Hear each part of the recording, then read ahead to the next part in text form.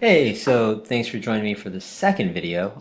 In this video, we're going to look at more advanced search options and ways to modify our search and ways to approach a search when we really don't know what we're looking for. So we're really going to dive into the way this information is organized and just see what we could find. So this is for, all of those folks that run into the problem that most of us run into at one time or another when we're given an assignment and, we really don't know what information we need.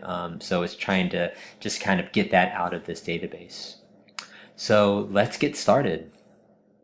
So the first thing I'm going to do, so instead of doing a keyword search, I'm actually going to start clicking on some of these options here and just start extracting some information to get down to what I might want to write my paper on. So I clicked on art history.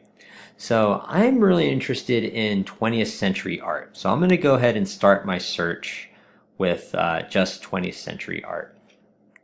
Again, that is a very broad search term, so I'm going to get a lot of results. So if you look up here, we actually have over 9,000 results. So that is a lot of things to go through. So I'm going to actually scroll down and use a few more advanced options and modify my search to try to limit the amount of results that I'm getting. So I'm going to scroll down and see if I can limit these results. So I'm actually interested in American art of the 20th century. So now you could see my search results went from about 9,000 to 1,000 or almost 2,000. So still a lot. So got a little more work to do to limit these searches. So again, I haven't even put in a keyword, and I'm just going from how the information is organized here. So I'm going to limit it to ceramics and pottery. I don't know much about ceramics and pottery, so this is going to be pretty good for me. And it's looking like I limited my results from about 2,000 to 53. Okay, so now I'm going to try to limit this even more. 53 is a pretty manageable amount of results to go through, but I would like to get this, as small as I can, and I'm also not seeing anything so far that I might want to write my paper on. So I'm going to scroll down and actually limit this by type. And I'm going to limit it by subject reference. So by clicking that and searching by subject reference, I'm actually searching all of these search terms by subject. So they're going to be, for instance, here, Art Deco. So we're searching American art, 20th century art. It's 20th century ceramics, American art, as a subject in an Art Deco article.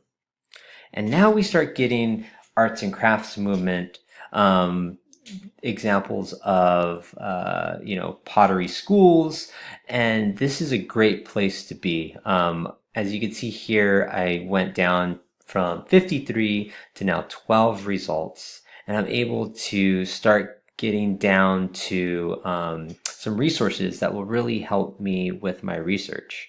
So let's go ahead and click on this Flupper Pottery Company and see what we find. So this actually gives me some names that I might want to go ahead and start researching. So this is a good option for those who, don't have a particular artist or a particular movement that they want to research.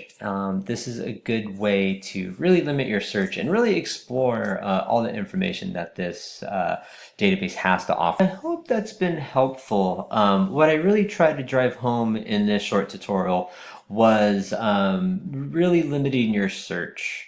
If you approach a database like Oxford Art Online that just has a wealth of information, it might seem a little bombarding to really, approach a research on a database like this if you don't know exactly what you're looking for. So I hope that's been helpful, and please reach out if you have any questions. Have a great day.